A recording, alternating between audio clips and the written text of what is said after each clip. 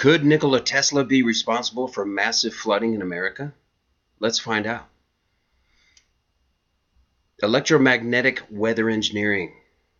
The June 1981 PACE newsletter reported that Dr. Ralph Markson of the MIT, Massachusetts Institute of Technology, suggests that if atmospheric variations do affect the weather, the appropriate use of extremely low frequency and very low frequency radio waves might the same trick.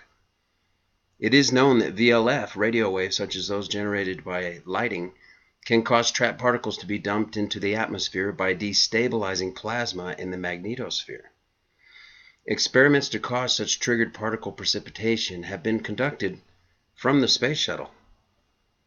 Laboratory experiments and modeling indicate that electrical fields, may play an important role in cloud electrification and the coalescence of droplets. Also, the rate of growth of ice crystals from water vapor is reported to accelerate with increasing electric field intensity. Dr. Markson's article in May 30th of 1980 Science magazine stated, "The Earth's fair weather field is maintained by worldwide thunderstorm activity. Increases in stratospheric ionization, or the intensity of the fair weather electric field, or both may affect thunderstorm electrification and thus may lead to physical effects on ice particles and droplets within clouds that could result in changes in the Earth's albedo and transformation of atmospheric energy. These could affect air motions on all scales from convective cells in clouds to the general circulation. There is a global circuit, sometimes referred to as the Wilson circuit, in which the ionosphere is maintained at a positive potential, generally in the range of 200 to 300 kilovolts, relative to the Earth. In the non-thunderstorm, fair weather portions of the atmosphere, a return conduction current flows between the ionosphere and the Earth. And the circuit is completed between the conducting Earth and the bases of thunderclouds through a combination of conduction, convection, lightning, point discharge, and precipitation currents. The charge put on the Earth by thunderstorms maintains the Earth's electric field and the ionospheric potential." I wonder if barium and aluminum cloud seeding helps what we're reading.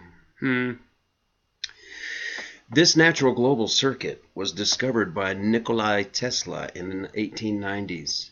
The Tesla system involves utilizing giant magnifying transmitters to act as global generators and artificially create the same global electromagnetic circuit functions that are naturally created by thunderstorm activity. The April 1969 issue of Spectrum, a publication of the prestigious Institute of Electrical and Electronics Engineers, the IEEE, carried an article by aeronautical engineer Seymour Tilson, which stated, "Workers in the fields of atmospheric electricity and cloud physics have accumulated sufficient evidence to suggest that electric fields, forces, and changes in the Earth's lower atmosphere play a critical role, perhaps the critical role, in the development and behavior of clouds that produce precipitation. This in turn suggests that manipulation of the electrical properties clouds may someday provide the long-sought key to modification of weather by man." One of the first scientists to sound off the alarm about Soviet Weatherwar actions was Dr. Andrew Michrowski of the Planetary Association for Clean Energy. You remember the woodpecker signal that the ham radio operators found? When was that? In 1979. Russia was trying to control our weather and caused huge floods. After establishing monitoring stations across Canada, Michrowski sent out a February 1978 letter stating, "In the case of the winter of 1976 and 77, the Soviet managed to establish relatively stable and localized, extremely low-frequency magnetic fields, which were able to hamper or divert the jet stream flow in the northern hemisphere. The fronts were localized along the Polish and Romanian borders, along the Gulf Stream between South Carolina and mid and off the west coast of North America between Baja and the Alaskan coast. This permitted great division of our air movements and maintenance of high and low pressure areas for long periods. In the case of the winter of 1977 and 78, the Soviet scientists involved had the ingenious idea of setting up one series of standing columnar waves that extend from the westerly tip of Alaska all the way to Valparaiso, Chile. This columnar wavefront is projected from near Angarsk, Siberia. It has created a worldwide weather modification. and that east of this formation the weather is drier and west of it precipitation is enhanced. I just had an epiphany, folks. This is Alex talking. Maybe our HARP towers are in Alaska because we're aiming weather control at Russia or countries west of the HARP station in Alaska, if theirs was in Siberia. As the standing columnar waves rotate clockwise, westerly winds are sucked upwards, counterclockwise, into the upper atmosphere, as well as our own country's weather control, while a drag brings air from the upper atmosphere to the opposite side. The giant standing wave segments were approximately 250 miles long. To the west of the standing wave, we note rising low-pressure circumstance, and to the east, the descending high pressure. The above description is exactly what happened during the Great Flood of 1993, where the area west of the giant standing wave blocking unending rain and the area east of that standing wave system experienced caseless drought. Dr. Michrowski's 1978 letter continued, at the same time, this formation cut diagonally the magnetic field of this planet, thus disrupting the normal dynamic of the whole, and creating a vast territory of the Earth, a havoc of proper weather prediction, since the critical factor of local magnetic influence on weather has become extremely variable. In his July 79 PACE newsletter, Dr. Michrowski provided additional information about the Russian woodpecker system. At least 5 USSR installations are operating simultaneously up to 24 hours daily since July 1976, with an intensity of up to 40 million watts, the most powerful transmitters in the world. These emit pulses ranging from 5 to 26 Hertz, ELF. At least 11 carrier frequencies are involved, some of which are random. The installations appear to act as liaison with the highly magnetic MHO apparati located in the Semipalatinsk. The magnetic component appears to be able to siphon and pump 60 Hz electric power transmission system, indicating a Luxembourg effect mechanism. I have to look that up. Magnetic field impulses demonstrate no time lag when compared with other USSR emissions components' normal radio wave propagation. This suggests resonance with Earth ionosphere cavity and core, the hidden weather engineering function of the ground wave emergency network.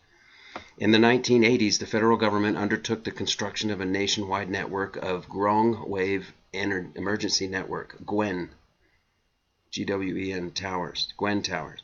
The official purpose of these towers is to maintain defense communications in the event of a nuclear attack upon the United States.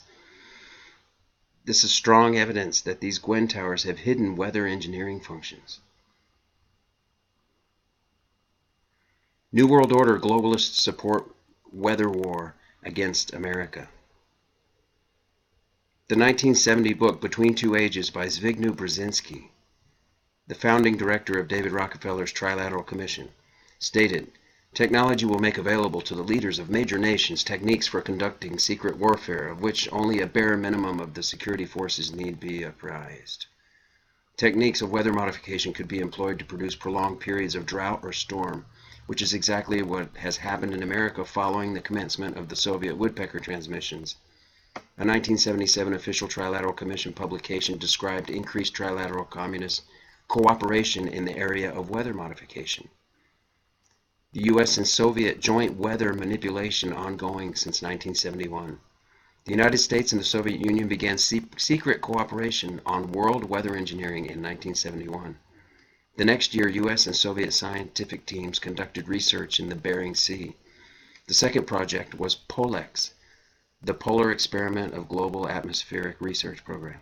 In 1973, both nations secretly cooperated on the AIDJEX, AIDJEX, the Arctic Ice Dynamics Joint Experiment.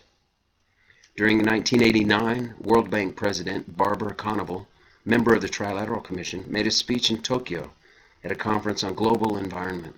In that speech, he revealed the long-range goals of the international bankers. He said that while higher temperatures may cause a number of natural disasters, they might also warm cold and unproductive lands in the north into productivity. 9th of December 1989, Washington Post. This candid admission described that the real reason the Soviets and the New World Order gang have secretly promoted continuous weather engineering over the Northern Hemisphere since the early 1970s. C.B. Baker, who lives in Virginia, publishes every month a meticulously researched paper on some aspect of the New World Order. These papers are published on individual issues of Youth Action News. This article I read was written by C.B. Baker. I'll have the links included below. Thanks for coming to the Plain Mundane Show. Please hit like and subscribe and ring the bell for notifications when I put out a new video. Thank you and have a nice day.